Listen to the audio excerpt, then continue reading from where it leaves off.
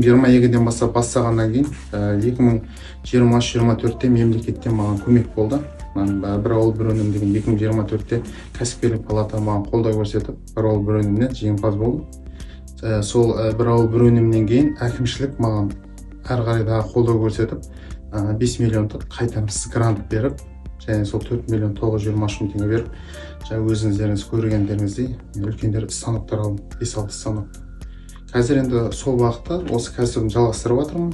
Осы жергілікті ағаштан шығып жатқан қара домбыраларымызды, қара ағаштан шығып жатқан қара домбыраларымызды шығарып жатырмын. Сапаларына кепілдік беремін өзім.